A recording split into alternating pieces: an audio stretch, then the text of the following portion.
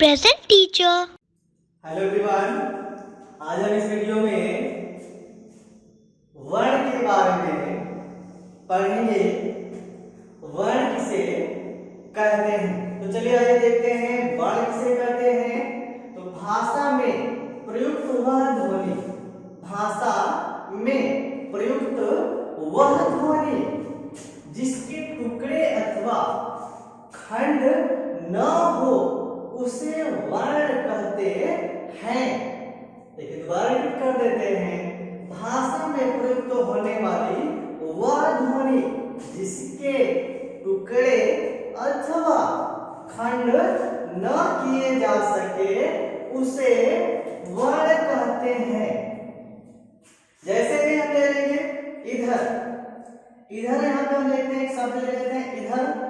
जब इसका हम खंड करते हैं, इसको अलग अलग करते हैं। देखिए ई प्लस ध में से अ निकलेगा प्लस अ हो गया प्लस र प्लस अ। देखिए ये तो अलग अलग हो गया ना, हर एक वर्ण अलग अलग हो गया। देखिए ई अलग वर्ण है, ध अलग वर्ण है, अ अलग है, र अलग है और अ यहाँ पे फिर अलग है। देखो अब तो खंडन हो गया, लेकिन इन वर्णों को अब हम और छोटा नहीं कर सकते हैं। अगर इनमें से हम ई को लेते हैं, अगर हम कहें कि ई का हम खंडन कर दें तो ई का खंडन नहीं हो सकता है। इसीलिए ई को वर्ण कहा जाता है, ध को वर्ण कहा जाता है, अ को, र को, क ख ग घ अन्न आदि सब को वर्ण कहा जा सकता है। अतः हम कह सकते हैं कि वर्ण उसे कहते हैं जिसका सार्थक खंड न हो, जिसका खंडन किया ही ना जा सके उसे हम वर्ण कहते हैं। अब देखिए आ जाते हैं वर्ण के बाद हम वर्णमाला पे आ जाएंगे। वर्णमाला किसे कहते हैं? तो देखते हैं वर्णमाला किसी भाषा के, किसी भी भाषा के वर्णों के व्यवस्थित समूह को वर्णमाला कहते हैं। चाहे कोई भी भाषा हो, किसी भी भाषा के वर्णों को जब एक व्यवस्थित समूह में रखा जाता है उसी समूह को वर्णमाला कहा जाता है। प्रत्येक भाषा की अपनी एक वर्णमाला होती है। हर एक भाषा की अपनी एक वर्णमाला होती है जिसमें उस वर्णमाला को एक निश्चित क्रम में रखा जाता है। एक निश्चित क्रम में क्या किया जाता है? उस वर्णमाला को रखा जाता है। जैसे भी हम क ख ग घ अंगा को ले सकते हैं तो ये क्या है? एक क्रम है। एक क्या है? वर्ण है। और इस वर्ण को हम कह सकते हैं क वर्ग है। क वर्ग में हम क्या कर सकते हैं? क वर्ग में हम वर्णमाला को रखेंगे तो इसका एक निश्चित क्रम होगा क ख ग घ अंगा। देखिए इसका एक निश्चित क्या है? समूह है। एक निश्चित इसका क्या हो गया? समूह हो गया। व्यवस्थित इसका समूह हो गया। इसी व्यवस्थित समूह को वर्णमाला कहा जाता है। अब वर्णमाला के बाद हम वर्णों के प्रकार पे आ जाएंगे। हाँ, तो आइए हम देखते हैं अब वर्णों के प्रकार। वर्णों के प्रकार को हम पढ़ेंगे। वर्णों के दो प्रकार हैं, एक है स्वर और दूसरा है व्यंजन। पहला है स्वर, पहला प्रकार स्वर और दूसरा प्रकार क्या है?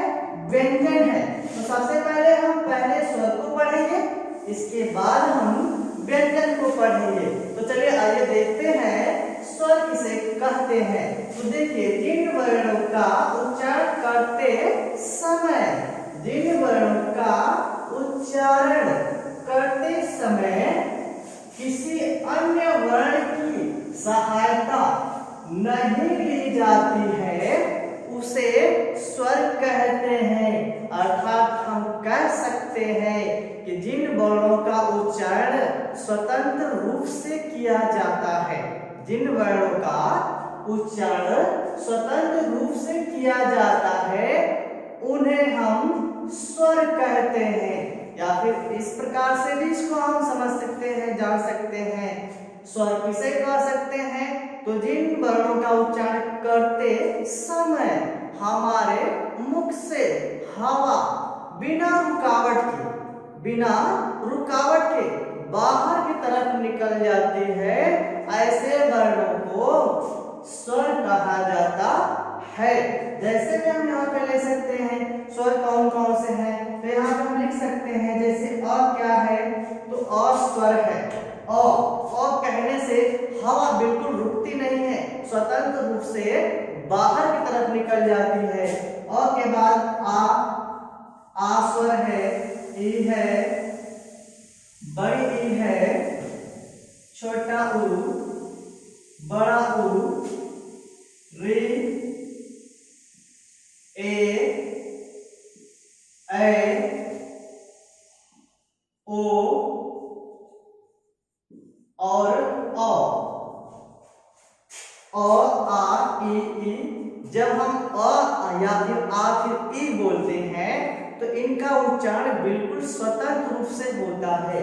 इनका उच्चारण करने में हमें किसी अन्य वर्ण की सहायता की आवश्यकता नहीं होती है।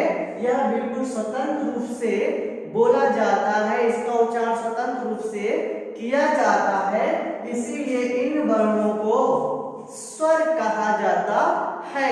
हिंदी में स्वरों की संख्या 11 है। हिंदी में स्वरों की संख्या 11 होती है। यहाँ हम लिख देंगे हिंदी में स्वरों की संख्या कितनी है, तो 11 है। हिंदी में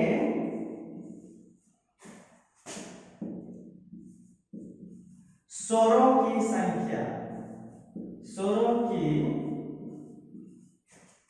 संख्या